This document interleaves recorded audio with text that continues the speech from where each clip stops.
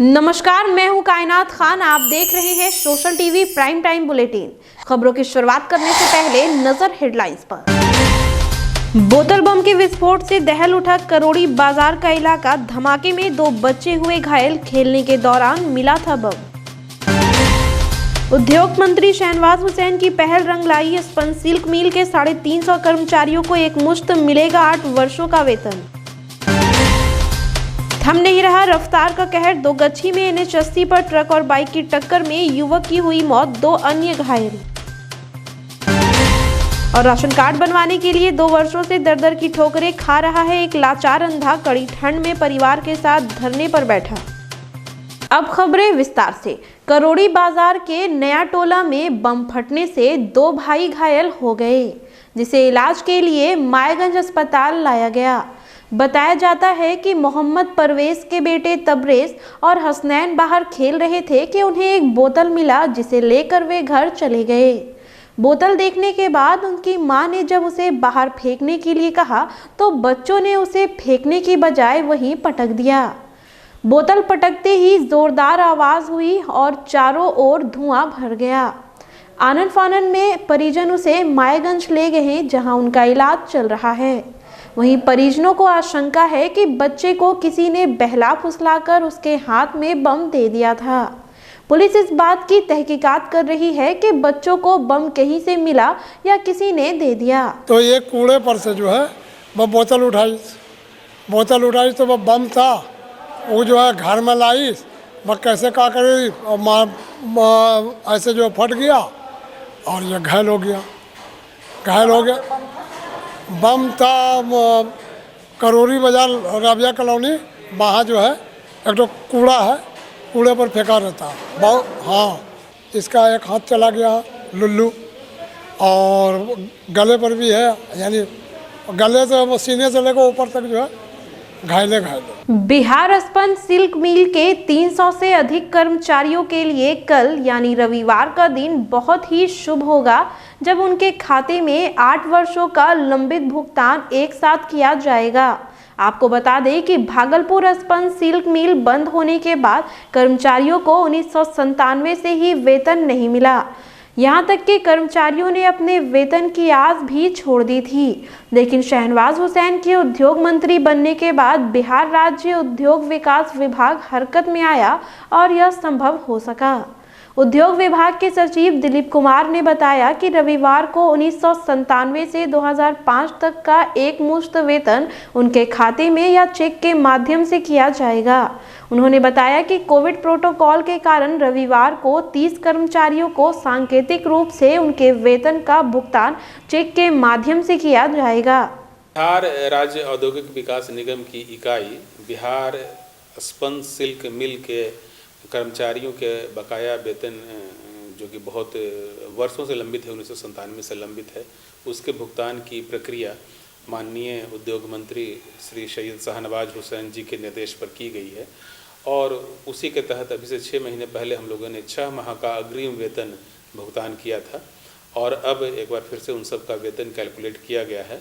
और उस कैलकुलेशन के आधार पर 1997 से लेकर के वित्तीय वर्ष 2005 तक का जो वेतन उनका बनता है, उसके भुगतान हेतु कल हम यहाँ पर हैं, और सांकेतिक रूप से हम लोग चेक देंगे। यह भुगतान जो है डिजिटल प्रणाली से होगा, यानी कि RTGS के माध्यम से कर्मचारियों के खाते में सीधे चला जाएगा।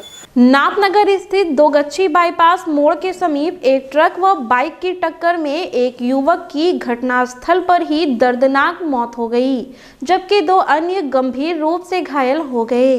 मृतक नाथनगर में भोवालपुर गांव के रामबरन मंडल का पुत्र अमरदीप कुमार है।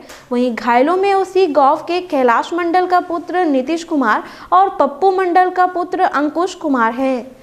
सूचना मिलने के बाद पुलिस ने दोनों घायलों को अस्पताल में भर्ती कराया, जहां उनका इलाज चल रहा है। बताया जाता है कि तीनों बाइक पर सवार होकर अपने घर से नाथनगर जा रहे थे कि तभी दोगच्छी बाईपास के पास ट्रक ने धक्का मार दिया। नीतीश कुमार इंटर का छात्र और 4 भाई बहनों में सबसे बड़ा था। पुलिस ने शव को अपने कब्जे में लेकर पोस्टमार्टम के लिए भेज दिया है और ट्रक चालक का पता कर रही है।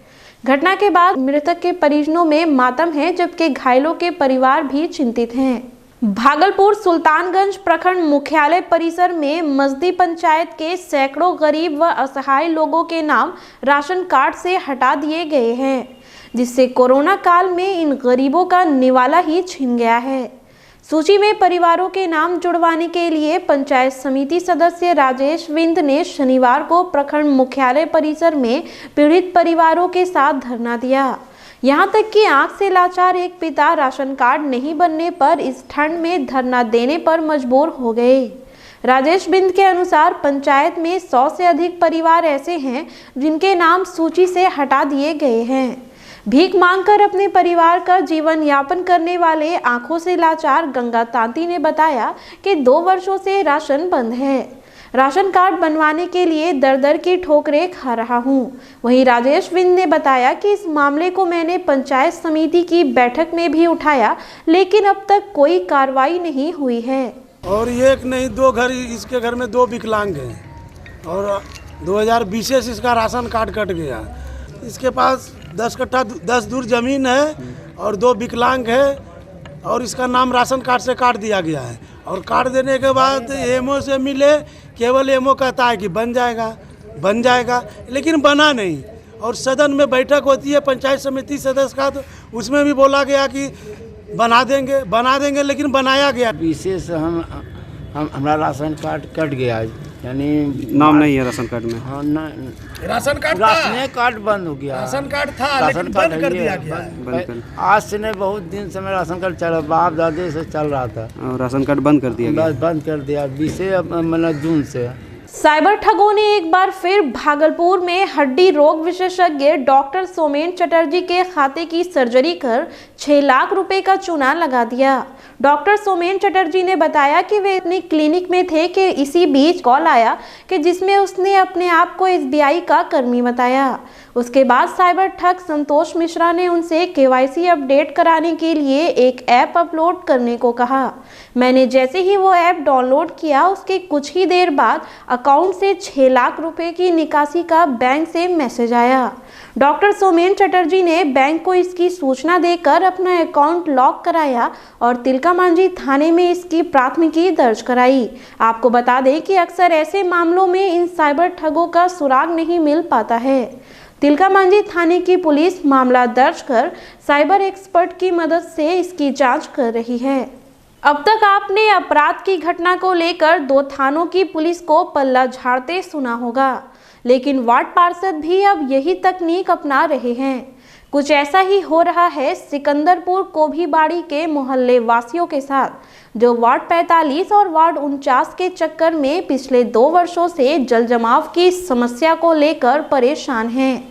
मोहल्ले वालों का कहना है कि वार्ड 45 के पार्षद कहते हैं कि यह मामला वार्ड नंबर 49 का है, इसका समाधान वही करेंगे। वहीं वार्ड 49 के पार्षद के पास जाने के बाद इसे वार्ड नंबर 45 का मामला बताकर पल्ला झाड़ लिया जाता है। समस्या है कि रोड का पानी बहुत गड़बड़ है, रोड पानी बाहर नहीं निकलता है। जब से हम लोग यहाँ बसे हैं 3-4 साल से पानी ही पानी रोड पर रहता है, कोई समस्या कोई हल नहीं कर रहा। समस्या ये है कि हम लोग सिकंदरपुर कोबीबाड़ी में हैं। यह कभी 49 होता है, कभी 45 होता है। होने के बावजूद काम इस लाइन में कभी हम लोग चाहते हैं कि पहले ये निष्पादन होता, हम लोग किस वार्ड में हैं। अच्छा, जो कि मेरा हम लोग का काम हो जाए। हाँ, काम हो वार्ड बोलता है उसी वार्ड को हम कहा करेंगे, एक निश्चित नहीं कि किस वार्ड में हम लोग हैं। हबीबपुर में अपने ही संबंधियों से प्रताड़ित एक परिवार 11 महीने तक स्थानीय पुलिस से गुहार लगाता रहा, लेकिन उसे न्याय नहीं मिला। अंत में थाने की ही शिकायत लेकर परिवार SSP कार्यालय पहुंचा और न्याय की गुहार लगाई। दरअसल हबीबपुर की कलावती देवी की 12 बीघा जमीन से सौतेली मां के परिवारों ने बेदखल कर उन्हें घर से भगा दिया। पीड़िता का कहना है कि आरोपी दबंग है और थाने की पुलिस उसके प्रभाव में है। बार बार शिकायत करने के बावजूद 11 महीने से प्राथमिकी दर्ज नहीं की जा रही है। उल्टे मुझे डांट कर भगा दिया जाता है और एक दिन तो थाने में मौजूद एक सिपाही ने उसकी पिटाई कर डाली। वहीं थाने में शिकायत करने पर आरोपी पीड़ित परिवार को जान से मारने की धमकी दे रहे हैं। महिला में एसएसपी से शिकायत कर आरोपियों की गिरफ्तारी और न्याय की गुहार लगाई है। अभी हबीबपुर हमको बुलाया था सर कृपा सागर ने, थाना बुलाया था शनिवार को। हर शनिवार आते हैं, हर शनिवार को बुलाता है, मगर उसका कोई कार्रवाई नहीं किया जाता है। ना केस दर्ज लेता है, ना कुछ करता है। और वहाँ हबीबपुर जाते हैं तो वो लोग घर पे, नाना के घर पे वो लोग जो है रेखा देवी, सोनी देवी, तीनों बहन और दीपक शर्मा, संजय शर्मा, रवि शर्मा, अभिषेक शर्मा, सबको हम लोग को अंदर जा करके डराता धमकाता। तुम लोग प्रशासन के पास जाता है, क्या कर लेगा प्रशासन? प्रशासन का बाप है, जा जो करना है कर लो। हबीबपुर थाना बीते 11 महीने से हम लोग को घुमा रहा है, अभी तक FIR दर्ज नहीं लिया। हम लोग, मेरा माँ का घर बरही टोला हबीबपुर में है। मेरे नाना जी 2 शादी किए हैं। पहला पत्नी का मेरी माँ है और दूसरी नानी में 3 बेटी है। बेटा किसी में नहीं है और सभी का विवाह संपन्न है। इसके चलते मेरे माँ को सौतेला व्यवहार किया और सौतेली माँ बहन ने एवं उनके बेटे, मेरा मौसी के बेटे और उसके पति ने हम लोग को हबीबपुर थाना रूम में गोली बंदूक सटा के मारने की धमकी देता है। बोलता है कि अगर तुम कुछ बोलोगे किसी को तो तुम लोग को जान मार देंगे, तुम्हारे परिवार को जान से मार देंगे। सुल्तानगंज प्रखंड मुख्यालय के सभागार में शनिवार को BPRO नीलेश कुमार और आपूर्ति पदाधिकारी लोकेश ठाकुर ने नवनिर्वाचित मुखियाओं के साथ बैठक की और योजनाओं की जानकारी दी। अधिकारियों ने विकास योजनाओं को लेकर उनसे सुझाव मांगे और पंचायत में आम सभा कर योजनाओं को स्वीकृत कराने के लिए कहा। ग्राम पंचायत में 29 विभागों के योजनाओं की जानकारी देते हुए ग्रामीणों को इसका लाभ दिलाने की चर्चा की गई। आपको बता दें कि कोविड के कारण बैठक नहीं होने से ग्रामीणों को योजनाओं का लाभ नहीं मिल पा रहा है।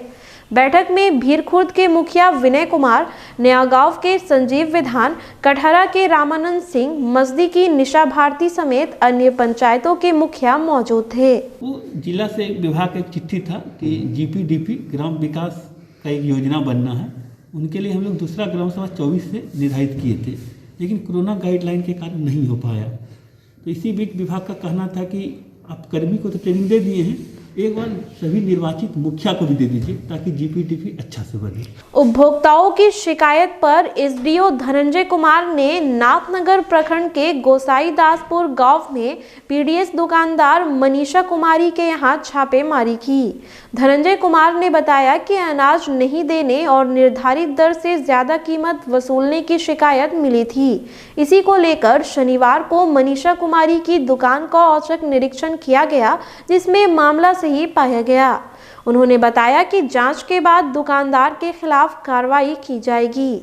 तो इनके यहाँ कमी पाई गई है कि इनको राशन मिल चुका है पूर्व में, लेकिन इन्होंने वितरण नहीं शुरू करवाया है। इसके लिए हम लोग इनको शोकॉज कर रहे हैं कि वितरण क्यों नहीं शुरुआत करवाया गया है। बाकी लाभुकों से बयान लिया गया है और ज़्यादातर लाभुक संतुष्ट हैं। कुछ लाभुक ने बताया है कि 13 रुपये की जगह उनसे 18 रुपये लिया गया है, तो उस मुताबिक उन पर कार्रवाई होगी। फिलहाल खबरों में इतना ही। अब मुझे दीजिए इजाजत। नमस्कार।